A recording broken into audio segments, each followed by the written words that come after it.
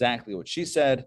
Okay, friends, Romans, and countrymen, lend me your ears. Welcome to Torah Studies. This is our weekly exploration of the Torah portion. Torah portion this week is Teitzei. This Torah portion happens to have a ton of mitzvot, a ton of commandments. So I don't have the good condition of the Chumash that has the exact number conveniently in the back of exactly how many positive and negative mitzvot in each Torah portion, but take my word for it, there's a lot, including one mitzvah that we're going to focus on tonight that has to do with Jewish building code. In other words, when you build a house or when you buy a house, when you build or buy a house or a home, right, there are certain rules and regs that you need to follow Jewishly to make sure it is a kosher home. And we're talking about the construction itself, and that will be the focus of tonight's class. But let me first tell you something. And that is, there is a great commentary whose name, I believe it was the Ramban and Nachmanides, who said the following. He said that Torah speaks in the here and now and alludes and hints to spiritual concepts. So Torah speaks to, practical matters, human issues, worldly dynamics. That's what it speaks to directly. And it alludes to, there's a higher message, a deeper message of all these spiritual things. But the mystics said, other mystics said, Nachmanides, the Ramban, was a mystic himself. He was a Kabbalist. But other mystics took it a step further and said, on the contrary, the Torah really speaks to the spiritual, and it only hints to the physical. In other words, when you and I study Torah, and we encounter a story about creation, or we encounter the story about Noah and the ark, or we encounter the story about Abraham and Sarah, we encounter the story about Joseph and his brothers, or the Jews in Egypt, Pharaoh, Moses, and the Exodus. We encounter the story of the splitting of the sea and the giving of the Torah at Sinai, and the sin of the golden calf, and the sin of the spies, and the rebellion of Korach, etc., etc., etc. And when we encounter mitzvot, such as building a sukkah, shaking a lulav, eating matzah, blowing the shofar, so how do we view these things? Do we view these mitzvot, these stories and commandments, do we view them as practical matters that also have a spiritual meaning, or do we view them primarily as spiritual matters that also have a physical meaning? Does it exist in heaven and we have a taste of it on earth? Or does it exist on earth and in heaven they have a taste of it? The truth is, one could say, who cares, right? It is what it is. It exists both in the physical plane and in the spiritual plane. But there's a beautiful idea that some mystics share about this topic, that the Torah really speaks in the upper worlds, and it alludes to our physical reality, which means that when we study Torah, you notice I have a bright blue kippah. You notice that, right? Can you guys see that online, the bright blue kippah? So listen, true story. This is parental dedication to their child. So when was it? Last night. Yeah, so he left today. Mendel left today. For those of you who don't know, my son Mendel, my 14-year-old, left today to yeshiva, to Chicago. And okay, so that's that. So it's part of his rules, part of his, the rules of the yeshiva, you have to wear a black kippah, like very understated, very like, so we were looking in the house, we didn't have any, he doesn't have a black kippah. He has like a gray, like a charcoal, or this or that. So I had a black one. So I said, Mendel, you can have mine. I'll take the bright blue one. Anyway, in case you notice the blue yarmulke and wonder what's the significance, it's not mystical, it's just practical. Okay, but getting back, but it has to be mystical because everything has. Okay, let's get back to our topic. So it's not just that we could find a spiritual meaning of every physical thing, of every physical biblical Torah teaching. It's much more than that. It's, you almost have to work. I mean, not us because it's natural, but you almost have to stretch to find the physical meaning of this incredible spiritual work called Torah.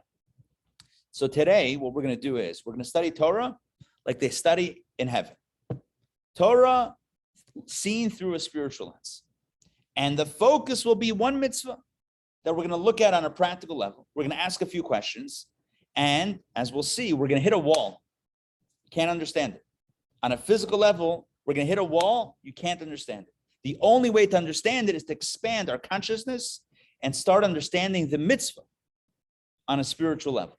And the moment we open up our consciousness to understand it on a spiritual level, the questions that existed on a practical level will be resolved. Does that make sense, what I'm saying? Yes? Yes? Okay, perfect. Perfect.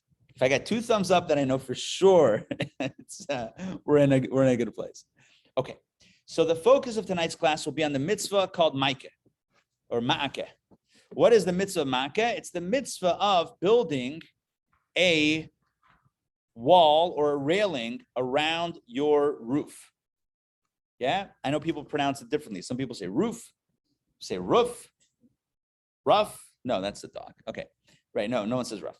Okay, so roof or roof. Either way, when you have one in your home, you must build a fence, a guardrail, a wall around it. What we're a flat one, right? Yeah, well, the truth is, that's a good question. Is it a flat one? Probably a flat one, but in truth, it's really any roof could theoretically go up on. And the truth is, doesn't even have to be a roof, as we'll see soon. But it's a really good question. But typically, so to answer your question without getting too Talmudic, right? So in most cases, you're not going to hang out on a slanted roof, and therefore you need it on the flat one that people will typically hang out on. Okay, so let's jump into this mitzvah. This is going to be text 1a on page 125. So for everyone here in person, you can open up the booklets to page 125, text 1a. I'm going to put it up on the screen for the benefit of everybody joining online. Let's let in some more people. Okay, let's get this going. I'm going to share my screen. Okay, here we go. Second. Hold on. What happened to my share? There we go. All right, I'm going to read these texts. Text 1a. So the Torah says the fall. Can you guys see that online? Yes, thumbs up if you can see it. Okay, great. I see some heads nodding. Introducing the Maikeh, making a Maikeh. Text 1.8. Devarim, Deuteronomy 22.8. This is one of the mitzvah, one of the many commandments in the Torah portion. And it says like this: when you build a new house, you shall make a guardrail for your roof, so that you shall not cause blood to be spilled in your house when the one who falls should fall from it, the roof. Okay, that's a bit of a convoluted sentence in English, but here's what it means.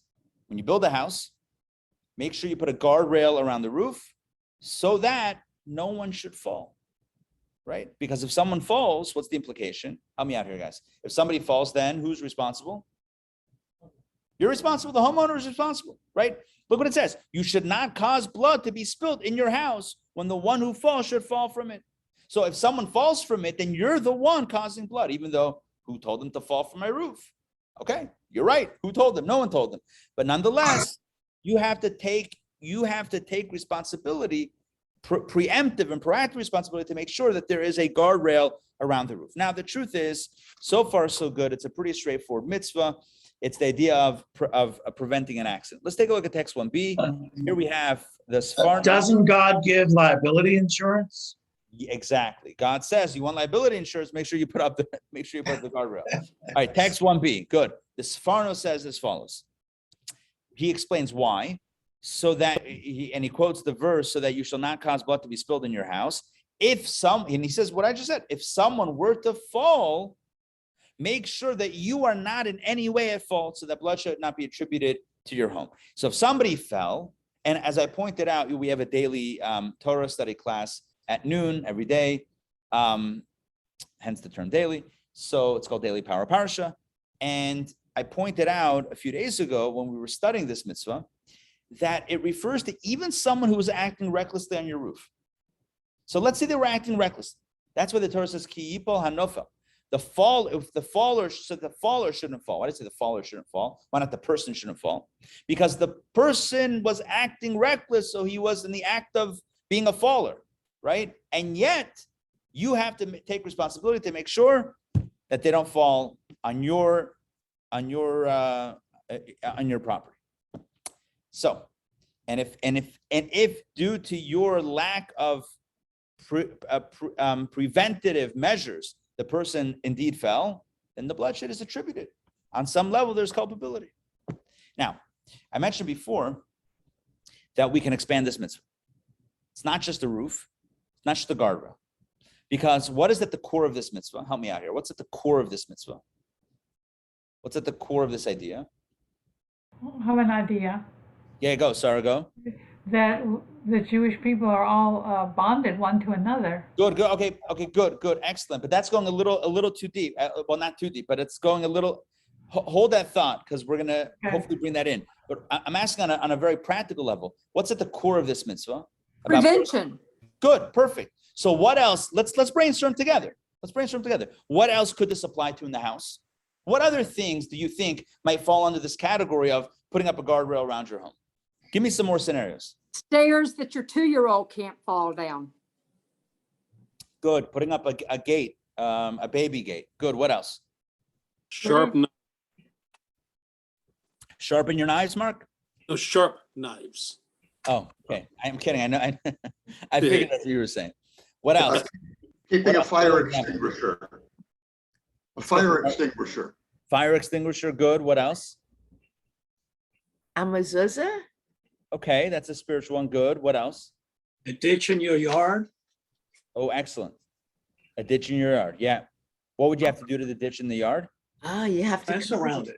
Yeah, make sure there's a fence around it. What's another example of a ditch that people have in their backyards that's usually filled with water? A pool, Swimming pool. All right, sorry, I gave that A one pool. away. It's like- a fence around a pool. Good. So if you It's have the a whole pool, idea of siyag. exactly, It's the whole right. idea of Whole idea of siyag. a fence. So if you have a pool, for example, so the pool is look, if you have a pool and it's free access from the house or from like the patio or whatever it is, and there's kids around or even adults, whatever it is, it could be dangerous. So the very same Torah that tells you that you have to put a fence around the roof, it's not just if you have a roof, you have to put a fence. It's a concept that you have to make sure your home is not proving dangerous to other people. That means that you have to take proactive measures to protect others from danger in your home. So there's a whole host of laws, and here's how it's enshrined in the Code of Jewish Law in Shulchan Aruch, text number 2. I'm going to read this text too, page 126. This is from the Alter Rebbe's Shulchan Aruch, the Alter Rebbe's version of the Code of Jewish Law, and here's how he phrased it. This law applies whether it is a roof or any dangerous thing liable to cause a fatal accident. For example, and this is what Steve said, if someone has an empty pit in his courtyard, he must make a wall 10 tefachim tall around it, or make a cover for it so that person does not fall into it and die. So this would be, it's incredible. This would be the source for having a fence around the pool or covering the pool so that no one falls in, or a ditch. I mean, I don't know how many people, I think pools are more common than ditches.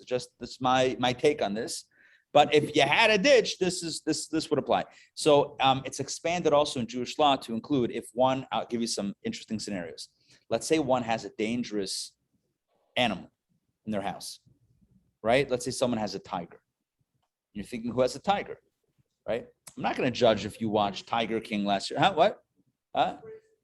Yeah, or a wild dog, right? Or a wild dog, right? Any dangerous animal, it would be a sakana, it would be a lethal threat to life that would have to be protected, or there would have to be some protective measures to make sure that people that come into your home or on your property are not put in danger.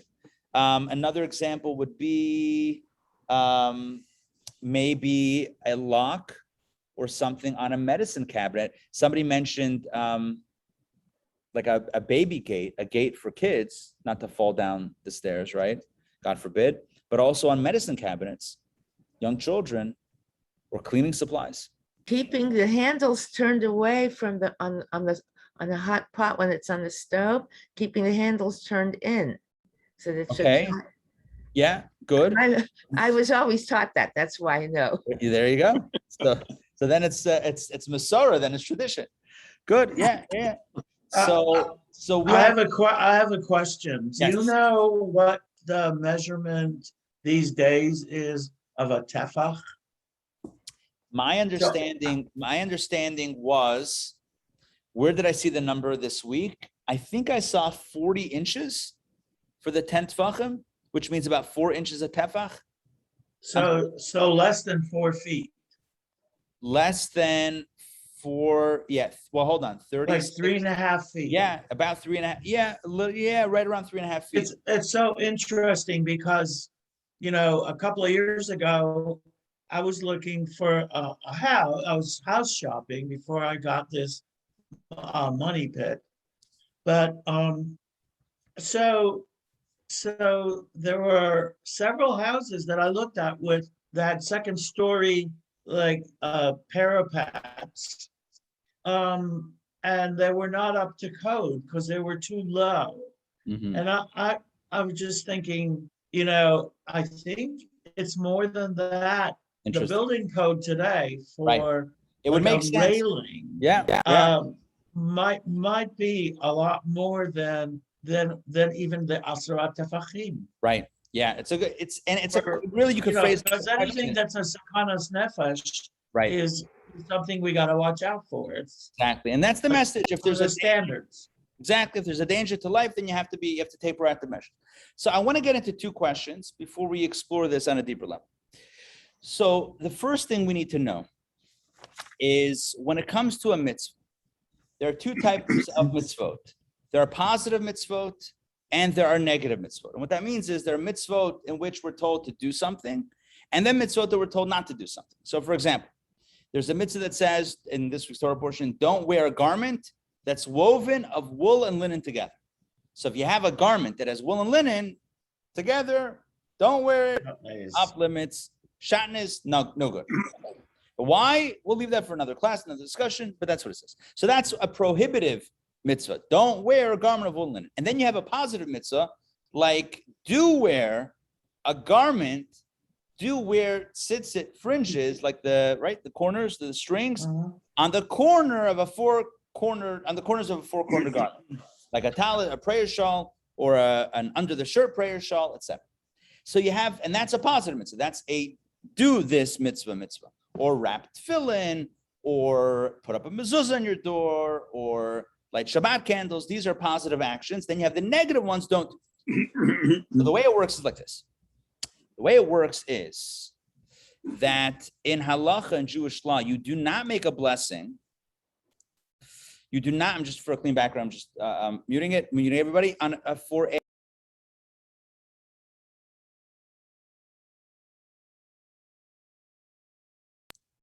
On a negative mitzvah, you do not recite a blessing. What that means is you don't say a blessing, blessed are you, Lord our God, King of the universe, who told me not to wear wool and linen. You don't say that blessing every second of the day that you're not wearing wool and linen. Like, when would you make that blessing? That'd be awkward, right? I'm not wearing wool and linen now, and not now, and not now, and not now. So you don't say a blessing. But when you do a mitzvah, you say a blessing. You wrap tefillin, you say a blessing. You put up mezuzah, you say a blessing. You matzah, you say a blessing. You light Shabbat candles, you say a blessing. You say a blessing before before doing a positive mitzvah, but not in front of a negative mitzvah. So what happens when you put up the mitzvah? What happens when you put up the fence? You say a blessing or not? What do you think? It's a positive mitzvah. What do you guys think? Right? The Torah says, put up a fence around your roof. It's dangerous, right? Put up a fence. So what do you think? Blessing or no blessing? Yes, blessing. Blessed are you, Lord our God, who commanded me to put up a wall around my roof. Seems a little mundane, right? Okay, but Torah, Jewish law says you say a blessing. Text 3a, it's in the books. You guys have it. 126, Maimonides writes, page text 3a, when one makes a guardrail around the roof, not on the highway, the following blessing is recited while constructing it. Again, Baruch Atah Hashem, blessed are you, Lord, King our God. Blessed are you, Lord our God, King of the universe. Asher kedeshanu b'mitzvotav, who has sanctified us with your commandments. V'tzivanu, and has commanded us la'asos ma'akeh, to construct a guardrail. You say a blessing on the guardrail. Interesting. You say a blessing before you sound the shofar. You say a blessing before you eat matzah. You say a blessing before wrapping tefillin. You say a blessing before, what are the other parts of mitzvot that we do? Whatever, before you say Lighting Shabbat candles. Oh, washing the hands, good. Washing the hands before we eat, good. Wait, what do you say, Dr. Maxey? Lighting Shabbat candles. lighting Shabbat candles, etc. And you say a blessing before putting up a guardrail around your roof. It's interesting. Oh, Rabbi, I would venture to say, I'm gonna just take a wild shot in the dark and say, none of us have ever said this blessing. We've done the ones for hand washing, for eating food. We've done the ones for whatever it is, for shofar, lulav.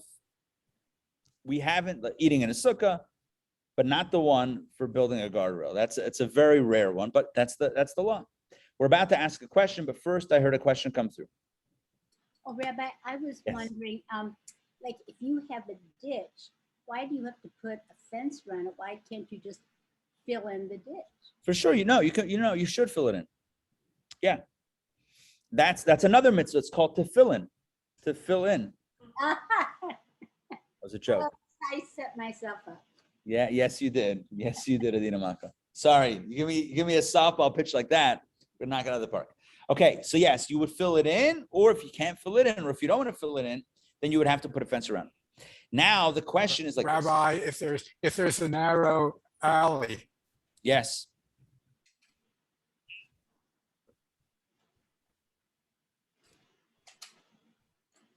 Rabbi, if there's a narrow alley and there are Hanukkah candles in the window, Yes. and a cart full of hay goes down the alley, and the Hanukkah menorah falls on it, then the homeowner is not liable. I believe the Talmud says that. Yeah. Okay. So that's an elaborate case in the Talmud. We'll leave that aside for right now because that's already a question about who was encroaching in whose area and who's at fault and liable.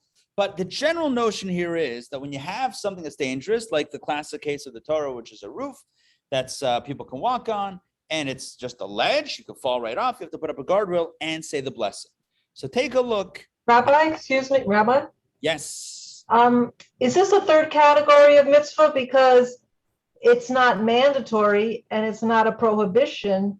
So it's only like in case of, is that a third category of mitzvah? So it's in case of there's a roof, right? So when there's a roof, but it's also the same thing with tzitzis. Like when you have a 4-corner garment, you have to put fringes at the corners. So it's when you have a roof that's open, then you have to put up a guardrail. But you're right that it is a third category for another reason, and that is because it's a mitzvah that is really to prevent danger. It's to prevent an accident. And Maimonides tells us something very interesting in text 3b, which seems to be a contradiction, which we'll see in a moment. Take a look at text 3b, 127. I'm going to read this. Blessings, he says, in general, these are rules of blessings. Blessings are not recited over an obligation that was instituted because of danger. When it's mishum sakana, when it's because of danger, when there's a mitzvah that is applicable because of danger, you do not say a blessing over that mitzvah, which begs the question, so then why do we say a blessing for the roof, for the guardrail on the roof, which is also mishum sakana, because of a potential danger? That's our first question. I'm going to ask two questions. This is question number one. Why does this mitzvah have a blessing associated with it? Although it's a positive mitzvah, you should construct the guardrail, etc. Nonetheless, it's a mitzvah that only emerges out of danger and preempting danger. And thus, we have a general rule, as Maimonides himself, the same Maimonides that says you do say a blessing over the guardrail, also says you don't typically say blessings when it's to prevent danger. So then why this mitzvah? Now, you might be wondering, what other mitzvahs are there that prevent danger? You may know about this mitzvah. If not, I'll share it with you. I mean, I'll share it with you either way, even if you know it. It's called Mayim Achronim. You know what Mayim Achronim is? It's the afterwaters after the meal. So we know about, Ed mentioned, the mitzvah to wash hands before the meal. There's another mitzvah, rabbinic, that's a rabbinic mitzvah. There's another rabbinic mitzvah to wash the hands after the meal. You might have seen this at a meal, where they'll pass around a little cup with a little bowl. Have you seen this? Hold on, let me stop sharing and see if I'm getting nods. Who has seen this? Mayim Achronim. Yes, nod or thumbs up. Okay, there we go. Yeah. So what you do is you pass around. Some people have like a whole situation because, you know, the manufacturers manufacture all of your mitzvah needs. You can buy something for it. So we actually have, somebody gave us a nice gift. You have it's like a silver bowl. and with a little cup that looks like a little pitcher with a little handle, like an old school pitcher thing. You fill up the little pitcher with water, and you take the little pitcher and you pour it over your fingertips, both hands. And you do that before you say the grace afterwards. Now, why do you do that? So it says the rabbis instituted this because of melach Sodomit, because of the salt from Sodom, from Sodom. What does that mean? Well, apparently there was this type of salt that people used that if it got in your eyes, it could be very dangerous. It could blind the eyes if it got in the eyes. A certain salt that was hazardous for your health. May have tasted great, but it was hazardous for your health otherwise. So the rabbis instituted because of sakana, because of danger, that before you conclude the meal, right, you should wash your hands again, wash your fingertips to make sure there's none of the salt on it. And then you can say the grace after meals, and then you can go on with your day. Otherwise, you might be dipping the bread in the salt on your food or whatever, and then say the grace after meals, and then later on, touch the eyes, touch the face. Remember when the CDC first came out with, you don't want to touch your face? There was that video going around where one of the spokespeople, I don't know who it was, and they were saying how, you definitely don't want to touch your face. And then they were cutting to clips of her touching her face in that actual press conference because we touch our face all the time. It's just the natural thing that we do. So the rabbis instituted because of the danger of the salt that people used back in the day. This was before Morton's, right? This is before kosher salt. This was Sodom's, huh? Yeah. You don't want, well, you also don't want kosher salt in your eyes, exactly, yes. But it was dangerous, so they instituted to wash your hands after the meal. So you ready for this? Before the meal is also rabbinic. It doesn't say the Torah, thou shalt wash thy hands before eating bread. It doesn't say thou or thou shalt either in English anyway. The Torah is in Hebrew. But it doesn't say to wash your hands. It's rabbinic. So it's rabbinic to wash your hands before the meal and after the meal. Guess which one has the blessing? Before the meal. You say al natilat yadayim. You don't say the one after meal. Why? Yishum sakana, because it was only instituted to forestall, to prevent, to preempt danger. And when you have a mitzvah that's about preempting danger, you don't say a blessing. Which begs the question, why is there a blessing over the guardrail? You're not blessing the guardrail. You're thanking God, or you're blessing God for giving us the mitzvah of putting up a guardrail. But why a mitzvah over something that is entirely instituted just to prevent danger, which is literally a category of mitzvot that you do not say a blessing over. Okay, I hope that question makes sense. The guardrail, I'm looking here for a second. A guardrail is also a danger to someone getting on or off a roof. We are not to put a stumbling block in front of one who is blind, or who's carrying, for example, shingles with blind to the rail. So how's it okay? Mark is asking, you put a guardrail and then someone's trying to walk off the edge of the roof peacefully and fall all the way down, and you're putting a guardrail to trip them, right? I'm kidding, I'm paraphrasing your question, right? So the guardrail could be more dangerous than not. All right, Kenzine could be, but hopefully it'll prevent people from falling off. Either way, the question is now on the blessing. That's question number one. Why is there a blessing? Why is there a bracha for the mitzvah of guardrail? Question number two is a question that goes back to the text 1a. I'm going to share my screen again. Everybody open up here in person, please, to text 1a, back to the beginning. Look what it says. How does this mitzvah begin? Ki tivneh bayit chadash. When you build a new house. When you build a new house. So I'll ask you a question. Does this only apply to your new house? What do you think? What if you bought an old house and it has no guardrail? What do you think the mitzvah is? What do you guys think? You think you have to put up a guardrail or not? Yes, build a guardrail. Based on the text, you would think no. The mitzvah is yes. If you buy a house, you didn't build it. It's 50 years old, 100 years old. You didn't build it. You were involved in the construction. You didn't design it. Garnish. Don't blame me. I just bought it. If there's a roof that people can go up on and it's dangerous and it's people are vulnerable, you have a mitzvah to put it up. Which begs the question. This is my second question. Why does the Torah kind of capture this mitzvah by calling it, by giving us the scenario of when you build a new house, if it has nothing to do with building a new house? It has to do with having a roof that people can fall off. So why does it say when you build a new house? So there's an interesting answer that's given in the commentaries. This is not my original questions, but we're going to address them in an original way. There is a classic understanding that the Sifri has. Take a look at text 4 on page 127. Text 4, page 127, the Sifri, which is one of the midrashic commentaries on the Torah. It says like this: new, right? That's quoting the word, the word from the verse, ki tivneh bayit chadash. When you build a new house, what does it mean, new? So Rabbi says, and by the way, Rabbi, who's Rabbi? Rabbi Yehuda HaNasi, Rabbi Judah the Prince, who authored the Mishnah or compiled the Mishnah. So Rabbi says, back inside, that you must make a fence from when the house is made anew. What does that mean? Let me give you a scenario. Let's say someone builds a house and they're not planning on moving in for another year. But why would you build a house if you're not planning on moving in? I don't know. There'll be 1,000 scenarios they come up with. You build a house, you're not planning on living there for another year. So I'll ask you the question. The question is, do you need to build the guardrail or not if you're not living there yet? So the Sifri learns, Rebbe learns from Kitivna Bayit Chadash, when you build a new house, that means the moment you construct it, the mitzvah already begins. The mitzvah begins at the moment of construction. So don't tell me that you're not going to live there for another 6 months, 12 months, 18 months, 5 years, 10 years. Don't tell me that you don't need it. It's a dangerous situation. Okay, but no one should trespass. No one should trespass. But if somebody does, and it's a danger, it's a danger. I know what you're thinking. At least this is what I'm thinking. So you're telling me every building that's built, right, that has, you see these videos on YouTube where people climb these unfinished structures. You guys ever see that? I watch these videos and I literally get dizzy while I'm watching it, sitting on a chair. Anyway, these people are like extreme climbers, and they'll go up on the top of these either buildings that are done or building like just poles hanging in the air, like I don't know how tall, like crazy tall in the sky. And so no, it doesn't mean that if you're in the middle of construction, you have to put a roof, a ledge on, not a ledge, a guardrail on every single exposed beam. But it means when you finish building a house, even if you're not in it yet, from the moment you build a new house, you have to put it up. But that's one answer that's given. That is, Sifri says that's why it says new house.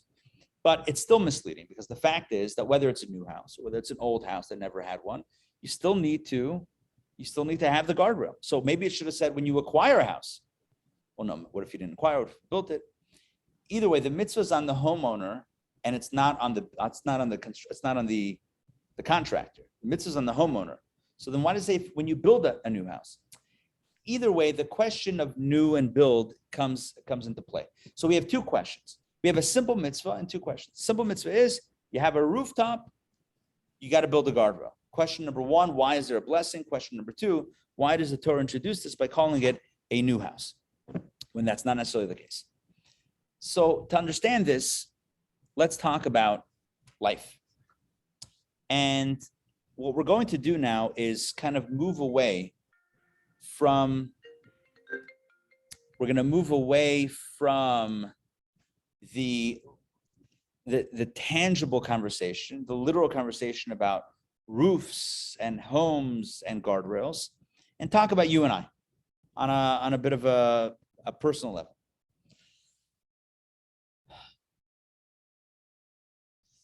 Every human being, okay, let's start at a different place.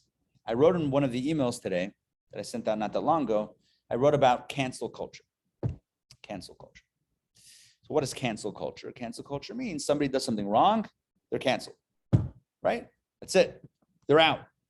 They were cool, they're no longer cool. Canceled. Done. And now you have people that are trying to cancel culture. So does that mean they're also part of cancel culture? Now that's a very complicated thing, and I don't know how to answer that. But what's the whole vart of cancel culture? What's the whole vart means? Like what's the idea behind it? What's the meaning of it? So, or what's the context of it? Typically, it's when you have somebody that was respected, it's somebody that was well-renowned or whatever it is, and did something wrong, did something they shouldn't have, and now, oh, cancel. Okay. Isn't it interesting how it seems like a lot of people that people respect end up doing things that are pretty terrible? You ever notice that? Not everybody, right? God forbid, right? But a lot of people who are like put up on pedestals eventually come crashing down, right? What's the lashon? What's the language? The bigger they are, the harder they fall. Right. The higher it is, the lower it falls. So it's an interesting phenomenon. It's a curious idea. There's an interesting understanding of this within Jewish texts, especially within the teachings of Kabbalah and Hasidic philosophy. And it comes down to one word, and that is ego. What's ego? Ego is a sense of haughtiness, arrogance, a sense that one is too big to fail. And typically, when one thinks that you're too big to fail, what happens? They fail. This is captured really powerfully in a text from the Talmud. I'm going to share with you this Talmudic text. All right. Bear with me for a moment. Text number 5, page 128. Talmud says, do not be sure of yourself until the day you die. I'm going to explain what that means in a moment. As Yochanan, the high priest, served in the high priesthood for 80 years and ultimately became a Sadducee. Let me explain. This is hearkening back to a story that happened when the temple was still standing in Jerusalem, the Holy Temple. And there was a fellow whose name was Yochanan, who was the Kohen Gadol, the high priest. What's the high priest? Who's the high priest? The high priest is, amongst all of the priests who serve in the temple, the high priest is at the top. He's the Kohen Gadol, or the big kahuna, right? Quite literally. He's the most spiritual person amongst the people. He's the only one once a year to go into the Holy of Holies in the temple and to see the Ark of the Covenant with the angels and have that experience. No. Only one Kohen Gadol. Well, there was one Kohen who spoke to the soldiers in the army before they went out to war. There were some Kohanim that had specific roles, like outside the norm. But there was one Kohen who was the Kohen Gadol. One Kohen Gadol at a time. One at a time. There was to clarify, one at a time. When there was a temple, there's no temple, there's no high priest. There was a deputy high priest, Sgan Kohen Gadol, a deputy high priest, like an assistant, just in case something happened or whatever needed assistance. Okay, but in general, one high priest. And for 80 years, it's a crazy story. For 80 years, Yochanan, his name was Yochanan, the Kohen Gadol, served as the high priest. And we know he was righteous. You know how we know? Because if he wasn't righteous, our tradition tells us, he would not have made it out of the Holy of Holies on Yom Kippur. If the high priest went into the Holy of Holies on the day of Yom Kippur, on the Day of Atonement, and he wasn't a righteous person, he would die in the Holy of Holies because he wasn't worthy. In fact, listen to this. That before the high priest went into the Holy of Holies on Yom Kippur, they would tie a string, a rope around his waist. And if he didn't come out quick enough, they would pull the rope. They would give it a few pulls. And if they didn't feel resistance, they pulled out the body. 80 years he served. You know what that means? He was a tzaddik. He was a righteous person for 80 years. And at the end, what happened? He became a Sadducee. You know what a Sadducee is? Someone who doesn't believe in the oral tradition, someone who doesn't believe in Moses and the prophecies and the explanations that we have as tradition. He completely went against the traditional Judaism, and the Talmud shares this as a cautionary tale. Al ta'amin ba'atzmacha. Do not trust yourself. In other words, don't believe that you're too big to fail. Don't believe that you're infallible. Don't believe that you're invincible. Even Yochanan, the high priest, had a tragic spiritual fall. But what happens? What happens is that we feel like we're invincible. The ego says, oh, you have nothing to worry about. You can cruise control, right? Be sure of yourself. There's no danger. And the truth is, as long as we're breathing, there's danger. What do I mean by danger? There's always another force inside of us that is trying to pull us into a negative place. This is what we call the struggle, the perpetual struggle between the godly soul and the animal soul. as eloquently described in the book of Tanya, which we're about to read an excerpt from in text 6a. The Alter Rebbe, the founder of Chabad, writes the following. Yet inasmuch, this is text number 6a, page 129, yet inasmuch as the evil in the heart's left part of the Beinoni remains with its innate strength, craving after all the pleasures of this world, one should not consider oneself immune and should not accept the world's opinion, which would have him believe that the evil in him has been dissolved by the good, which is the rank of the tzaddik. In other words, let's say you are a very righteous person, and everyone tells you, oh, you're a tzaddik, and you feel like, oh, maybe I'm a tzaddik. And the definition now in Tanya of a tzaddik is someone who no longer has a negative force inside, which is extremely rare, like a handful in every generation. Most people have a dark side inside, even if it's not active, it's somewhere in there. But what happens if a person believes it? It's dangerous. Rather, he continues, in his own estimation, he should consider himself as if the evil is at full strength in the left part, as from birth, and that nothing of it has ceased or departed. On the contrary, with the passing of time, it has gained strength because the person has indulged considerably in eating and drinking and other mundane pursuits. A person should always believe about themselves. I'm paraphrasing now. I'm out of the text for a moment between paragraphs. And here's what I want to share. A person should always see themselves and recognize within themselves that there is potential for negative, potential to fall. Slippery when wet. There is danger. There is danger ahead. Even one, back inside, even one whose whole aspiration is in God's Torah, which he studies day and night for its own sake, there is still no proof that the evil has been dislodged from its place. Rather, it may still be that its essence and substance are at full force. Even if a person is completely dedicated to spiritual pursuits, how do we know that somewhere inside there's still not that evil lurking, and at any moment, making the wrong move, it can rear its ugly head? Which is why the Talmud, in the last text, we're going to skip text 6b, by the way, just as a heads up, which is why in text 5, the Talmud says, don't believe in yourself. That doesn't sound right. You should believe in yourself and dream and all that good stuff. After all, I saw it on a poster on an airport magazine, right? Airplane magazine, believe in yourself. Remember those airplane magazines that used to have those inspirational posters with the bird soaring? You guys remember that, yeah? All right, anyway, either way, we should believe in ourselves, but don't become too arrogant and think we're too big to fail. Why? Because there's always some sort of negative temptation inside. At any moment, we take our eye off the ball, that's it. We can fall down. Which is why every morning in our tefillot and our prayers, we ask that God not bring us to temptation or to a test, because we don't want to tempt fate. Take a look at text 7 from the Siddur, from the prayer book liturgy. We say every morning, bring us not to sin, neither to transgression, nor a fall from grace. And then we say, may we never a test have to face, nor ever come to disgrace. Wow, somebody decided to get poetic on that. Fall from grace, test to have face, disgrace. Okay, wonderful.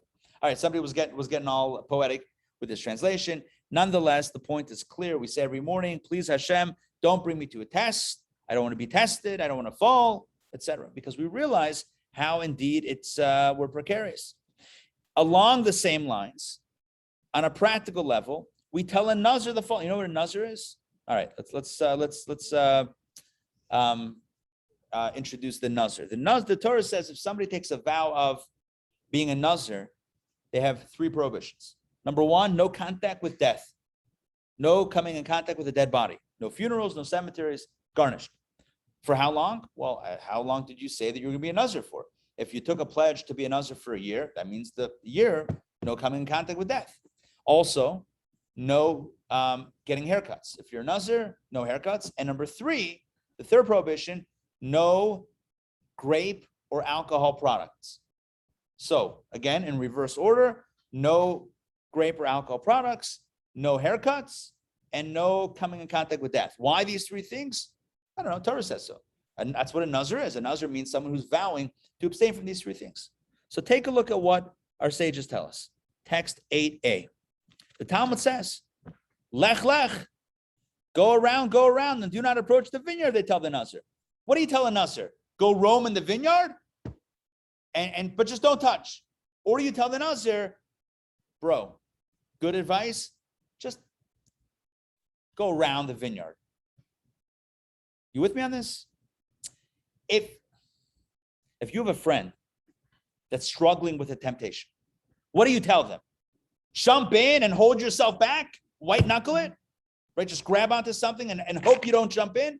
Or do you tell the person, I love you, you're my friend, do me a favor, just avoid the whole context? I would hope if you're a good friend that you advise them to avoid the context altogether. Are you with me on this? You tell someone who's struggling with something, jump in, but don't touch. Are you crazy, Meshuggah? Why do that, right? Why set oneself up to potentially fall? But you know what it takes?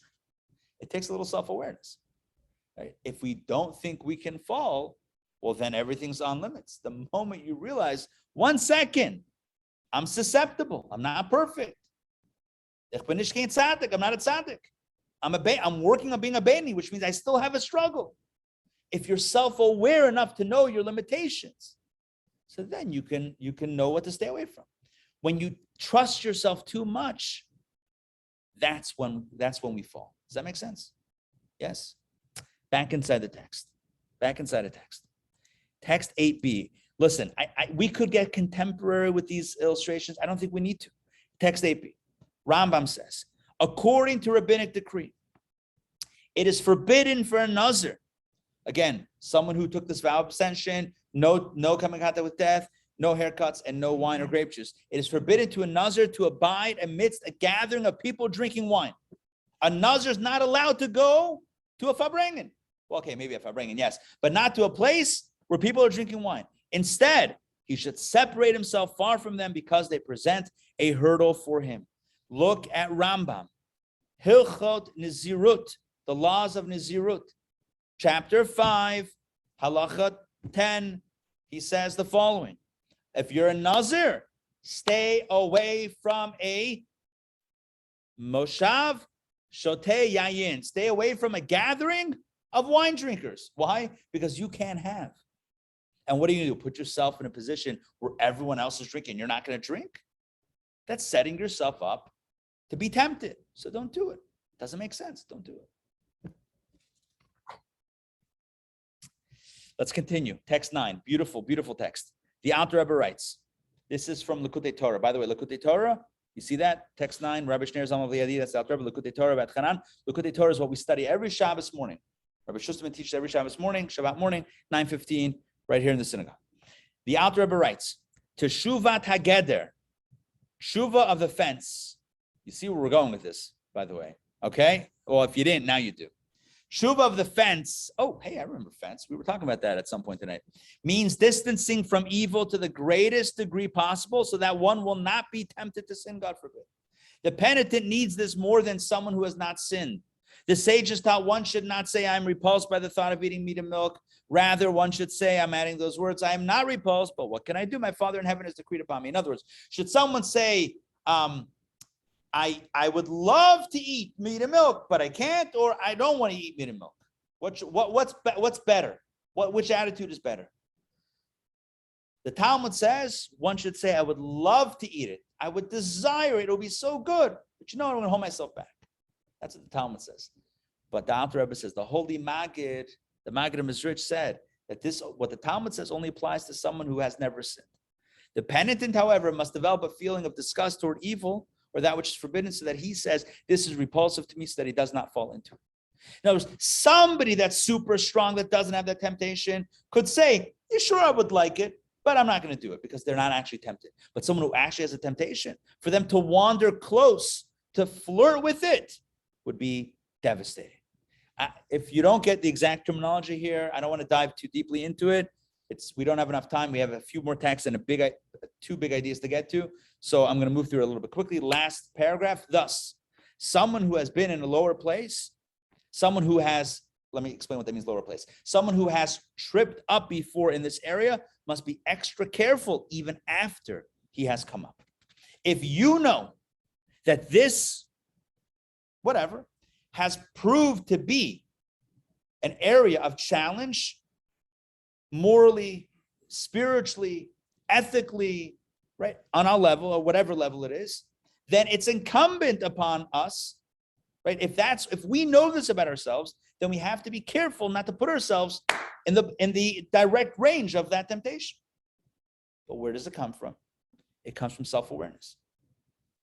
And what's the greatest kryptonite to self-awareness? Ego. Because ego says, I can handle it. Like Jerry Seinfeld says, every guy thinks he's a superhero, right? Driving down the highway, 60, 75 miles an hour with a mattress on the roof and tied up with string, but the window's open and he's holding it with his hand. Because just in case that very strong bungee cord twine breaks with 4 fingers, I got it, right? 75 miles an hour down the highway. The guy thinks he's got it. Really? You ain't got nothing. But the ego gets us into trouble. The ego says, you got this. The ego says, you have nothing to worry about. You know what the ego is? The ego, you ready? Let's connect all the dots right now. It's going to happen. The ego is a roof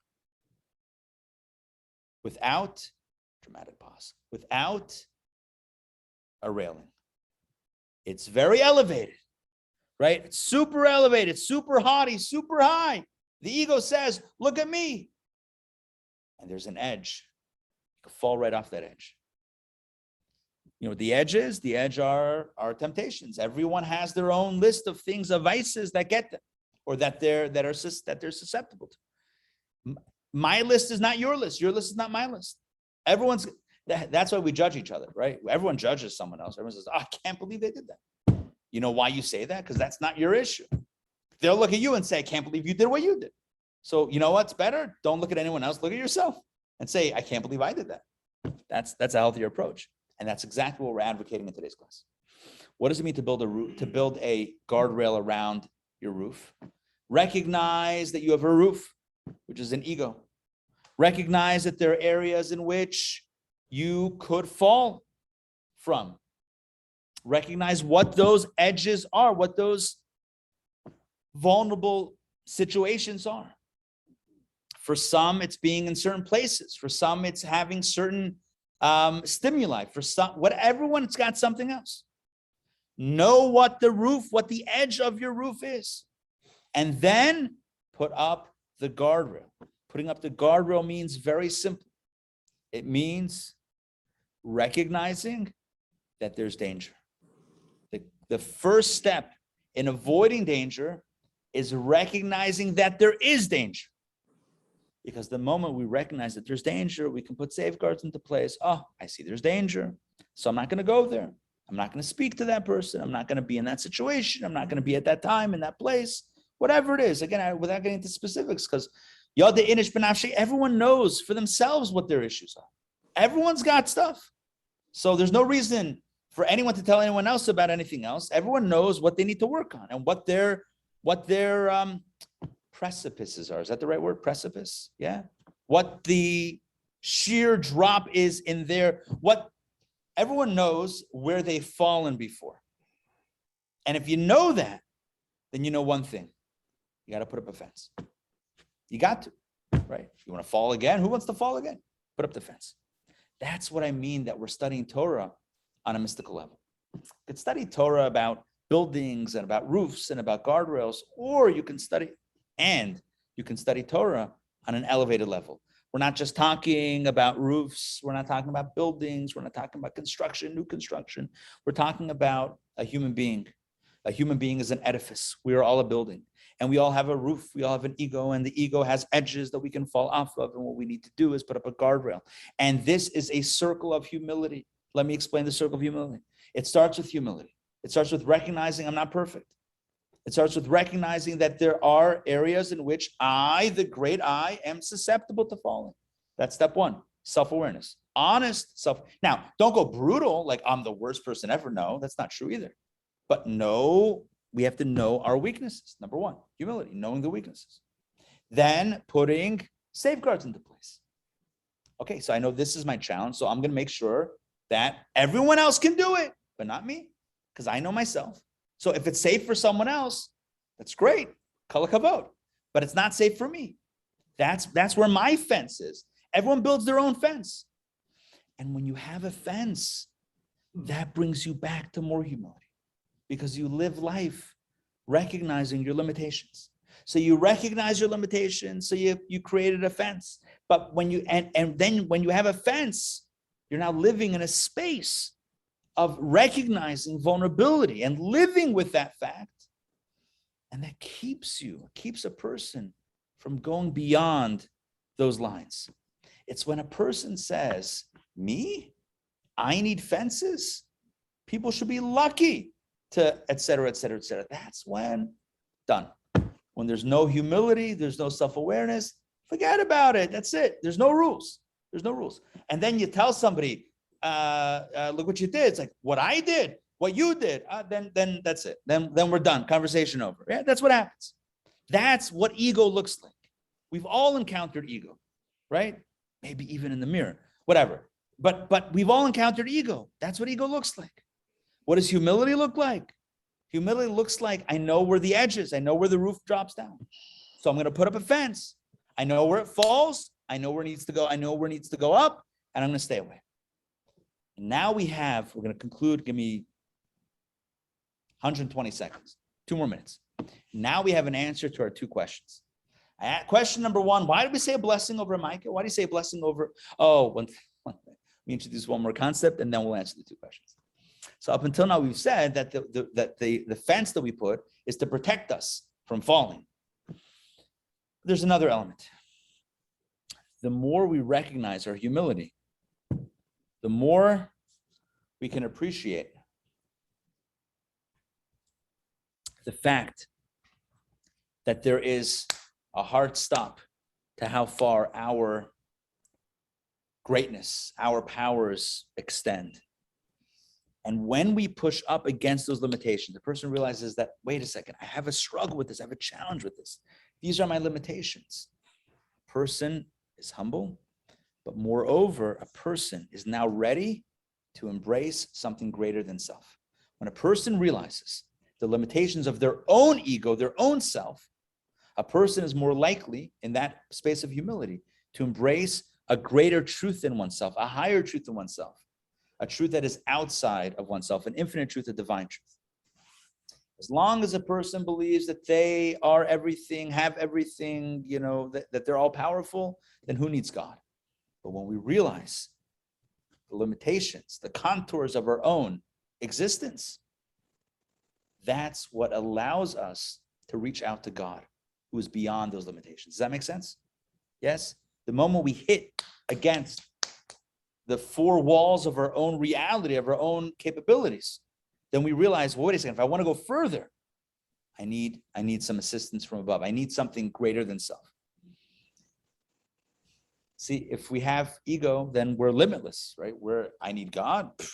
God needs me. But what do you mean? I need God. Who needs God, right? I'm everything. When we realize our limitations, then we can reach out to God. And this explains essentially the 2 questions. Very quickly to wrap this up. Question number 1, why do we say a blessing?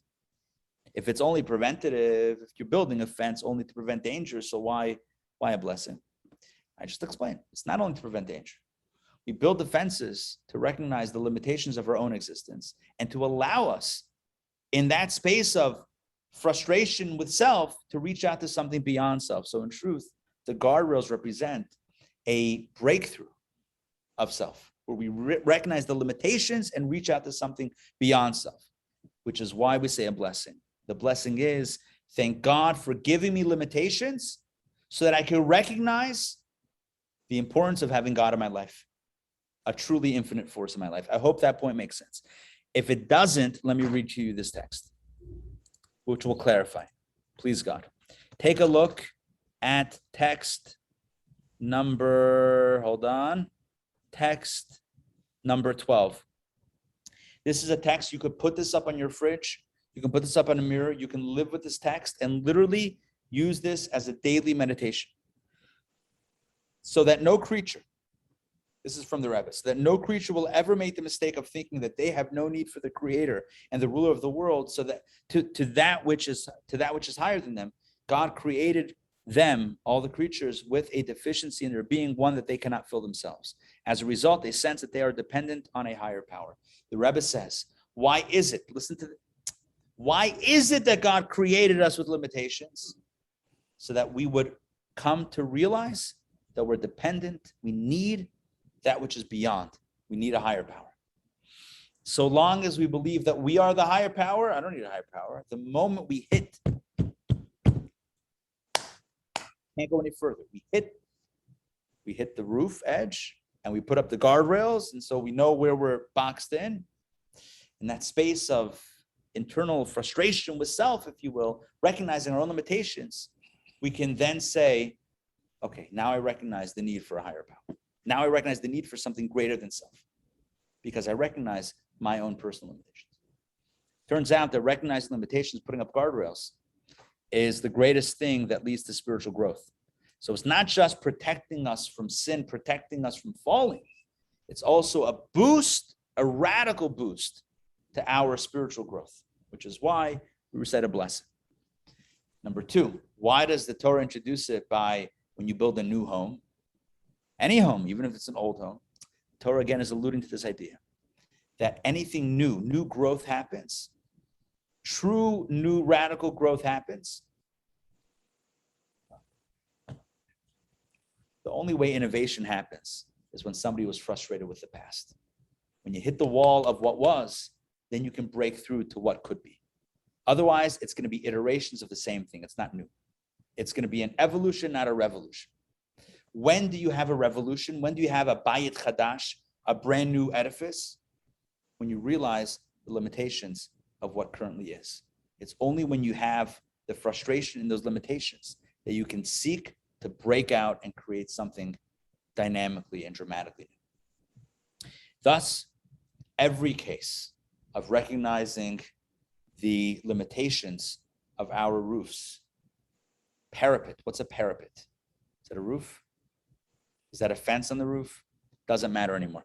All right, anytime we recognize— Parapet is a high place. The high place, oh, good, perfect. So anytime we recognize the limitations of our high places, we recognize the need to put up those boundaries, to put up those fences, to put up those walls. Mhm. Number one, we recognize the need to go to a higher power, number one. And number two, it constitutes a new building, a new edifice, a new construction. It constitutes something radically new. And so my blessing for all of us here tonight is, number one, we should be self-aware. Doesn't matter how other people see us. That's irrelevant. It's irrelevant. If we're living the— I remember hearing a quote.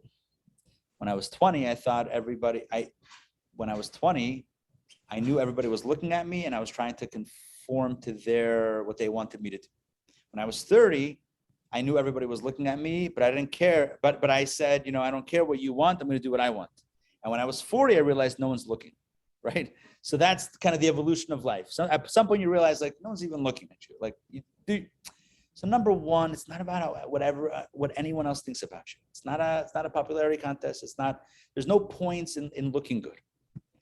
What matters in life is what we know to be true inside. Self-honesty. It's who are we? What are we about? What do we stand for? Honestly, not what people think we stand for. Who cares, right? That's called Instagram. What other people think about you, right? Life is, who am I? Who am I? Step number one, we have to be aware. We have to be honest with ourselves. What are my strengths? What are my weaknesses? What am I good at? What am I not yet good at? What can I jump into? And what should I stay away from? That's step one. But it takes humility to have that honest conversation with yourself. Step number two is recognize if I have a challenge in a certain area, halavai, it's only one area. If I have challenges in certain areas, I need to build a fence. I need to make sure not to go there. This is a challenge for me. It doesn't matter what anyone else knows or thinks or does, right? This is my challenge. I know it. No one else has to know it. I don't have to publish it, right? This is my challenge. I'm going to stay away. I'm going to build a roof, and that's it. Stay away. Number 3, recognizing that we're human, that we're limited, that we're flawed, should evoke within us a desire to connect with something that's not flawed. That should evoke a desire to connect with a higher power that's not stuck in these limitations, because I am stuck. I am limited. I need railings around my roof. Otherwise, I fall off again and again and again every Monday and Thursday, right? That's a English translation of a Yiddish expression that doesn't really work in the English. Anyway, right? I know that I consistently fall off this edge, right? So therefore I recognize, so what's my life like with just myself? I need a higher power. And then in that process, recognizing the limitations of self, the frustration with the mortal limitations, that can then inspire me to grow by connecting with something radically infinite beyond myself, which is why we say a blessing over this mitzvah, which is why it's a brand new building. Every time we build a fence, that makes it a brand new building, is the point. May we have the courage to look inside. May we have the courage to recognize our own weaknesses. May we have the courage and the strength to build those fences. May we have the daring desire to connect with something beyond ourselves. Thank you very much for joining me tonight for Torah studies. I hope that you enjoyed the class. I hope it made sense. And I want to thank you for being part of the experience. All right, we're going to take some questions in a moment. Made sense? Yes? Yes? How's the first class? Good? Okay. Put you on the spot. What are you going to say? No. Actually, I'd rather stay at home and watch Netflix. I mean, anyway, thank you for being here. Okay. So Yes. so I'm gonna be forward, and I love the end of the Rebbe's quote, and I don't have it in front of me. Chazan, your audio is cutting out and you're very But I choppy. think the whole thing to Zion and Elyon. Oh, I heard, and I don't have it in front of me, but the Rebbe's ending at the end of your lesson was what actually like hits me, and I think your mother kind of paraphrased it when she said the only way up is to go up to Hashem. Beautiful. And the Rebbe said to I'm coming to Elyon. Is that the phrase? Possibly. I was reading in the English, but that's very shaykh, yeah. I was looking at the Yiddish, which The Yiddish I is love always his Yiddish. Yeah. It so reminds me of my Zeta, the Haftarah. We don't say Lahavdil Yid, but yeah. Well, no, I mean, my grandfather was a wonderful scholar, but Uncommon to a Koyach Elyon. Yeah, he says to I'm coming to Elyon, right? Yeah. To get to, the strive in this whole thing that we live is to strive to, as it says in today's parsha, to come to love your God, but to get to where God wants you to be. And that's I think to me, it's great, it Can't go wrong with the Rebbe's teachings. That's for sure. You That can't is go for sure. wrong. Can't Yeah. go wrong. Thank All you. right. Good. Any more questions or comments? Let me make a I have- few. Yeah. Shmuley, you got something? No? I have a question. Hold on Yeah. one second, Yaakov. Shmuley, jump in. I just wanted to get your thoughts on, seems like the idea given over here is about self, being careful, the fence around yourself. Yes. And the simple mitzvah seems to be guarding against somebody else falling off. Beautiful. I wonder if there's an interplay with that. I'll listen. Amazing. It's a great point. It's a great point that you're pointing out. On a basic level, the mitzvah is about protecting others.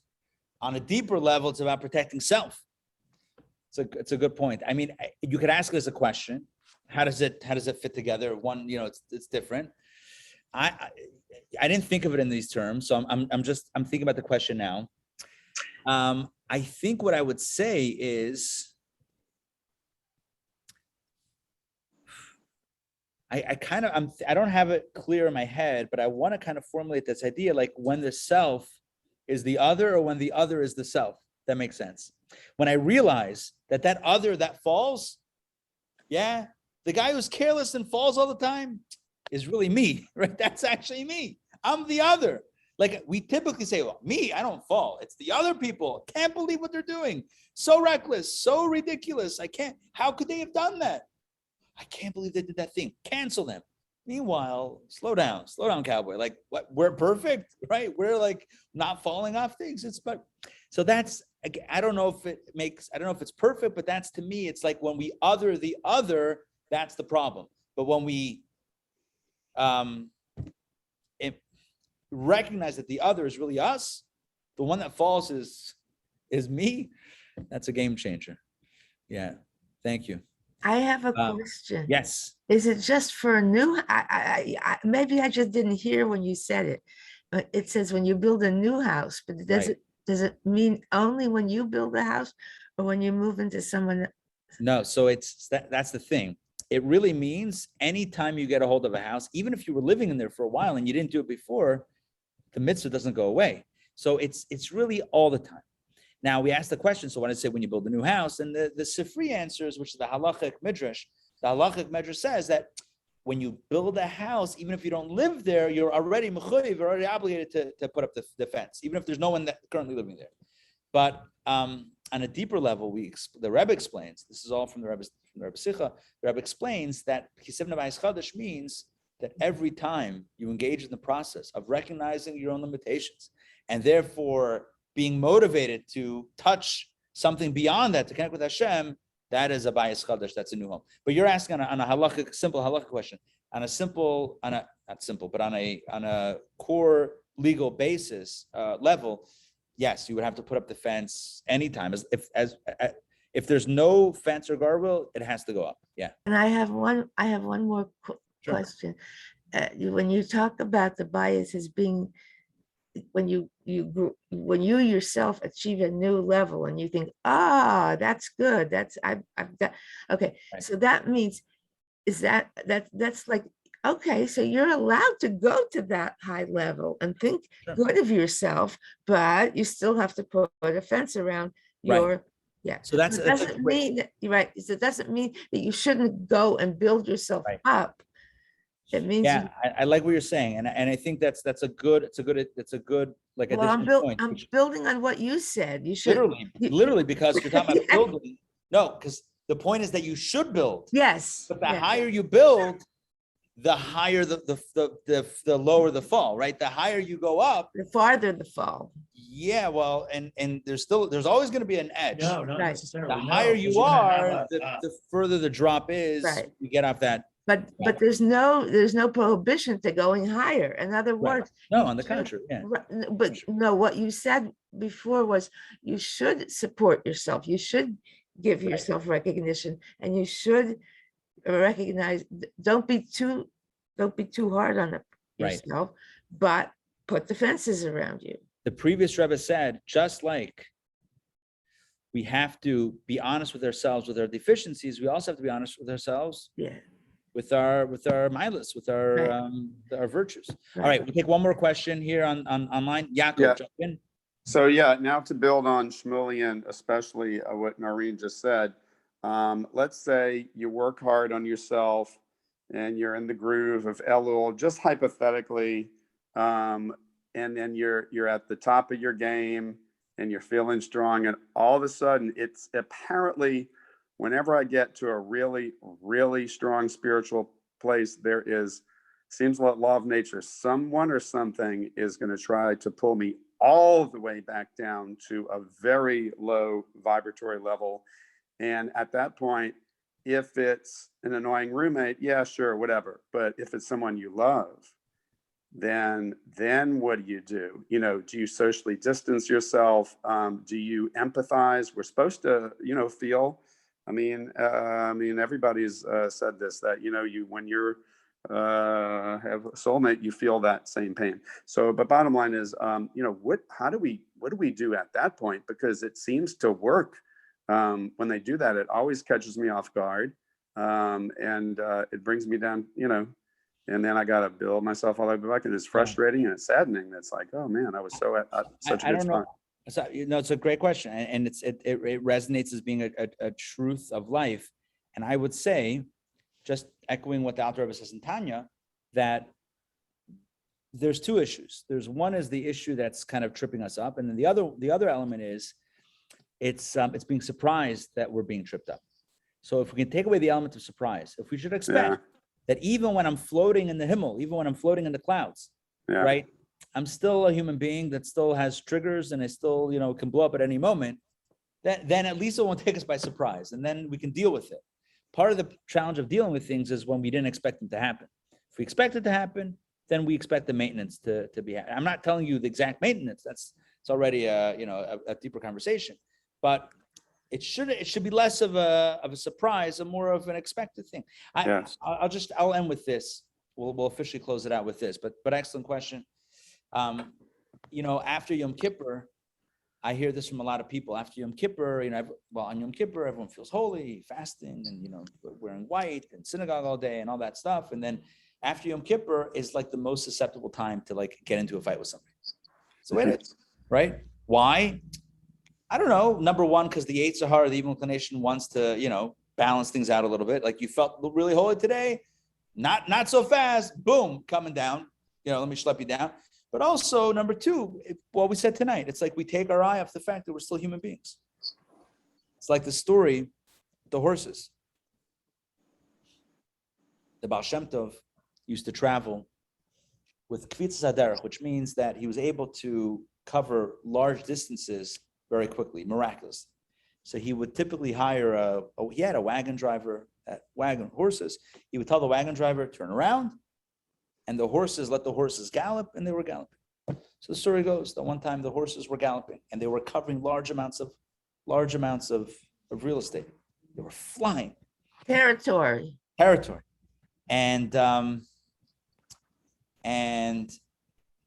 the horses were thinking, hey, why aren't we stopping? We usually stop. They're not stopping at this stop, at that stop to eat or to drink. They thought, well, maybe we're like human beings. Maybe we don't need to eat so often like horses. It's an express train. It's an express train. Maybe we're like human beings. And then they kept on going, and they said, maybe we're like angels. We don't need to eat at all. And then eventually they came to the destination, and they came to the trough and the hay, and they ate and drank. And they looked at themselves and says, nah, we're still horses. So listen, far be it from me to call anyone here a ferret. I'm just saying that the reality is that we still have the animal inside. Yeah, we dressed up on Yom Kippur, we didn't eat. Okay, but when it comes to an end, we're still human, and we shouldn't be so surprised that it's not thinking that there's something that's still susceptible that really makes us susceptible. All right, we'll close it out with that. Have a wonderful evening, Erev Tov. Next week, don't forget, we have 60 days. 2 sessions of meditation and spirituality with Mrs. Nomi Freeman. Check out the website for more information, intownjewishacademy.org/60 days. Otherwise, we have a shofar making workshop coming up in a week and a half. We have High Holiday Boot Camp coming up. That will be a Zoom series coming up September 1st. What else do we have? We have movie Sunday night. How did I forget? We have movie night. Redemption. This Sunday night. Oh my gosh, with Israeli food, an incredible Israeli buffet. It's called Redemption. It's a great film. It's beautiful. I feel like every time I want to share the plot, I'm like, I don't want to give too much away. Basically, it's about friendship, loyalty, and love. I know I just described like 100,000 movies. I know, but it's very touching. It's an indie Israeli. It's like an Israeli independent film, and it's really gorgeous. It's got music. It's got drama. It's all right. So join us Sunday at 8 p.m. We have the food and then the film. And what else? I feel like I'm missing something. Oh, of course, High Holidays are coming up, and we are about to put out some revised guidelines. Some of you have been asking about that. So we're going to have some tweaks to some guidelines. I believe so. So stay tuned for some more details. And of course, we're doing the 2 days of Rosh Hashanah and Yom Kippur. I'm going to be leading a learner service and interactive service that you will love. So join me. And if you're not in Atlanta, it's fine. Still time to get there. All right. Thank you very much for joining, and we'll see you guys soon. Laila Tov. Thank you, Ron.